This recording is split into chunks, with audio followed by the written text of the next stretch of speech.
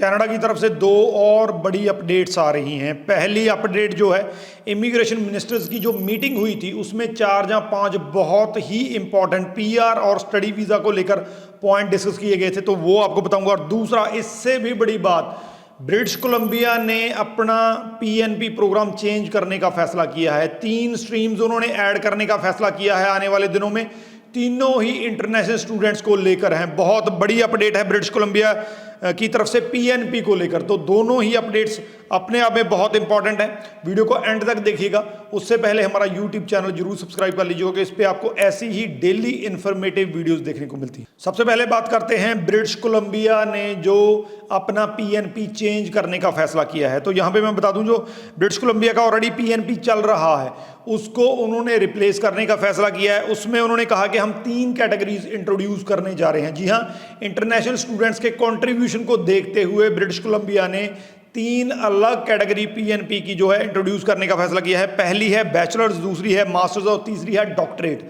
अब bachelor category जो है उसमें पीएनपी में वो लोग अप्लाई कर सकेंगे जिन्होंने अंडर ग्रेजुएट कोई भी वहां से डिग्री की होगी और प्लस जिनके पास फुल टाइम जॉब ऑफर होगा। अगर ये कंडीशंस आप जो है पूरी करते हैं तो आप उस पीएनपी में जो है अप्लाई करके अपना पीआर ले सकते हैं। दूसरा, मास्टर्स वालों के लिए मास्टर्स डिग्री जैसा इसका नाम है वो कंपलसरी है। साथ में कम से कम 1 साल के लिए 1 साल की आपको जॉब ऑफर फुल टाइम आपके पास होना चाहिए।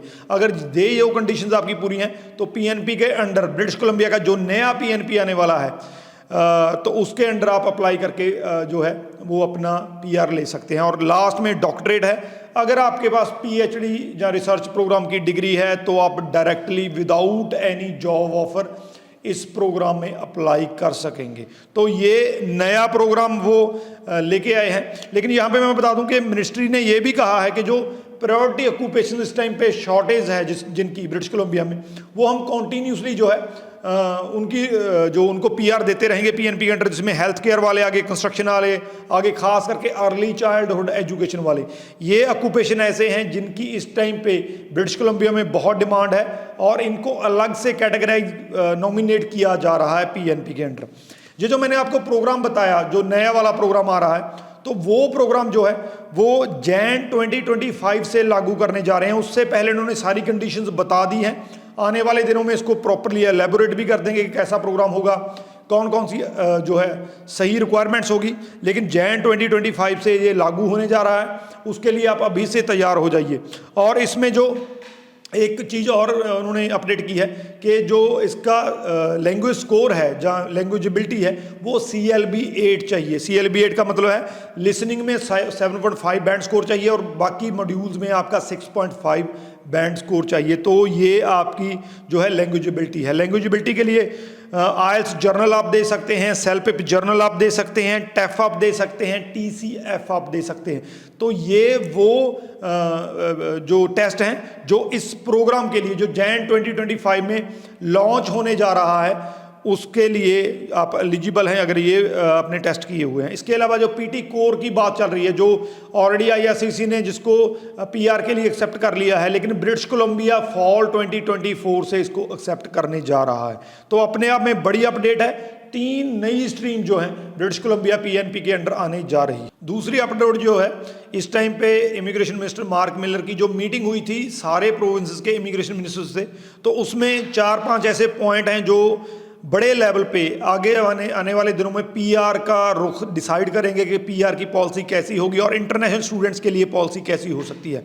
तो सबसे पहला पॉइंट, ये बहुत ज़्यादा इंपॉर्टेंट पॉइंट है अगर पीआर को देखते हैं, तो उन्होंने कहा कि जो टेम्परेरी रेजिडेंट हैं वहाँ पे कनाडा में इस टाइम पे, चाहे स्टडी वीज़ा पे हैं चाहे वर्क वीज़ा पे हैं, तो उनको इस हिसाब से पीआर किया जाएगा। ये इंपॉर्टेंट है, ध्यान से सुन लीजिए। उनको इस हिसाब से पीआर किया जाएगा ताकि उनका बेनिफिट पूरे कनाडा को मिले, हर एक प्रोविंस को उनका बेनिफिट मिले। एग्जांपल दे देता हूँ, मान लीजिए हेल्थ केयर वाले हैं तो उनको इस हिसाब से डिस्ट्रीब्यूट किया जाएगा कि हर एक प्रोविंस को उन हेल्थ केयर वर्कर्स का फ़ायदा मिल सके। और दूसरा इसमें कि उस रीजन की, उस प्रोविंस की कैपेसिटी के हिसाब से जो है उनका नंबर जो है वो डिसाइड किया जाए, डिक्लेयर किया जाए। तो इस का पहला पॉइंट जो उन्होंने यही रखा कि बेनिफिट सबको मिले और साथ में जो कैपेसिटी के अकॉर्डिंग ही नंबर दिया जाए। दूसरा जो है वो फ्रैंकोफोन को, जिसको हम, अगर आपको फ्रेंच आती है कनाडा में, तो आने वाले दिनों में पीआर आपका आसान हो सकता है, क्योंकि जिस हिसाब से ये बात हो रही है उस हिसाब से फ्रेंच बहुत बड़ा रोल प्ले करने वाला है हर एक चीज़ में, पीआर में बहुत बड़ा रोल प्ले करने वाला है। तो अगर कनाडा का पीआर इजीली लेना चाहते हैं तो फ्रेंच सीखना शुरू कर दीजिए। अगर कर सकते हैं A1 A2 B1 B2 level कर सकते हैं तो आपके लिए बढ़िया है। और तीसरा, सबने एक यूनानिमस कहा है कि जो टीआर हैं, टेम्परेरी रेजिडेंट हैं, उनकी गिनती को फिलहाल कम किया जाए। वो ऑलरेडी वो डिसाइड कर चुके हैं। स्टडी वीज़ा को उन्होंने ऑलरेडी जो है वो लिमिटेड कर दिया है, कैप लगा दिया, और जो डिपेंडेंट हैं स्टडी वीज़ा वालों के उनको भी उन्होंने रोक दिया है। तो इस हिसाब से टेम्परेरी रेजिडेंट को लिमिट करने वाला, कम करने वाला एक्शन वो ऑलरेडी ले चुके हैं। इसके बाद जो इंटरनेशनल स्टूडेंट्स के बारे में भी कहा गया कि इस प्रोग्राम को, जो इंटरनेशनल स्टूडेंट्स का प्रोग्राम चलता है स्टडी वीज़ा का, तो इसको रिफॉर्म किया जाए और स्ट्रेंथन किया जाए। इसके मायने आपको बता देता हूँ। रिफॉर्म ऑलरेडी शुरू हो चुकी हैं इतने बड़े लेवल पे। Jan 22 के बाद हमने इतनी बड़ी चेंजेस पहली बार कनाडा की हिस्ट्री में देखी हैं जो स्टडी वीज़ा के रिगार्डिंग उन्होंने की है। स्ट्रेंथन का मतलब ये है कि जो इंस्टीट्यूशंस, जैसा कि मैं कहता रहता हूँ कि आने वाले दिनों में वो मोस्ट ट्रस्टेड इंस्टीट्यूशन फ्रेमवर्क लेके आ सकते हैं, हो सकता है इसको साल लग जाए। तो स्ट्रेंथन करने का यही मतलब है कि जो वहाँ पे क्वालिटी प्लेयर हैं, क्वालिटी एजुकेशन देते हैं इंस्टीट्यूशंस, उनको ज़्यादा से ज़्यादा जो है वो अख्तियार दिए जाएं, ज़्यादा से ज़्यादा उनको फैसिलिटी दी जाए।